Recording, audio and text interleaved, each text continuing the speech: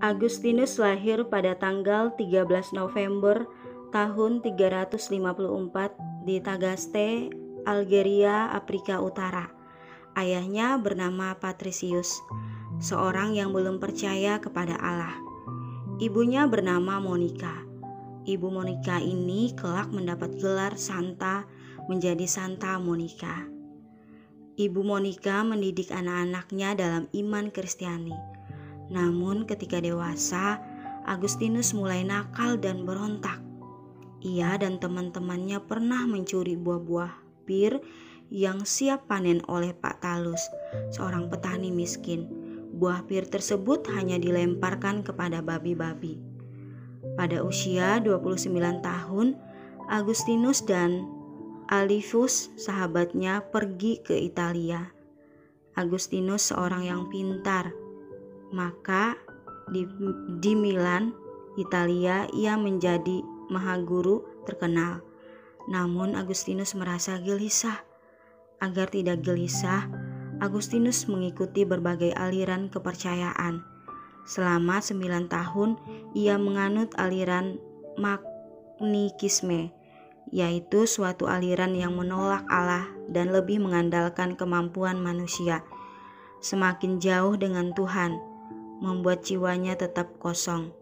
Ia membaca semua buku ilmu pengetahuan, namun tidak menemukan kebenaran dan ketentraman jiwa.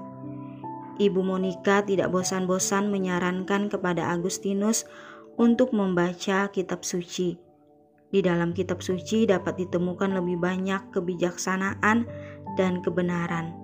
Namun Agustinus meremehkan nasihat ibunya. Kitab suci dianggapnya terlalu sederhana dan tidak akan menambah pengetahuan sedikit pun.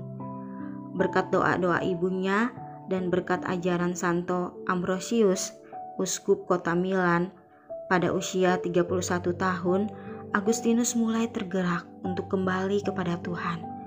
Namun, ia belum bersedia dibaptis.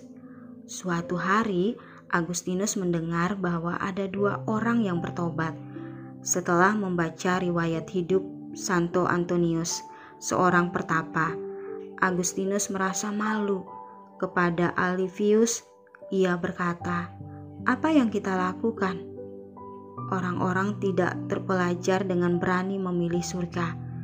Namun dengan segala ilmu pengetahuan dan kepandaian, kita malah menjadi pengecut, berdosa, dan tidak memilih surga. Dengan hati yang sedih, Agustinus pergi ke taman dan berdoa, "Berapa lama lagi ya Tuhan? Mengapa aku tidak mengakhiri perbuatan dosaku sekarang?" Tiba-tiba Agustinus mendengar seorang anak menyanyi, "Ambillah dan bacalah." Agustinus lalu mengambil kitab suci dan membukanya tepat pada ayat, "Marilah kita hidup dengan sopan seperti pada siang hari.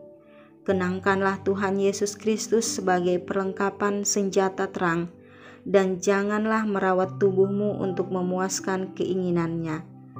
Sejak saat itu, Agustinus memulai hidup baru.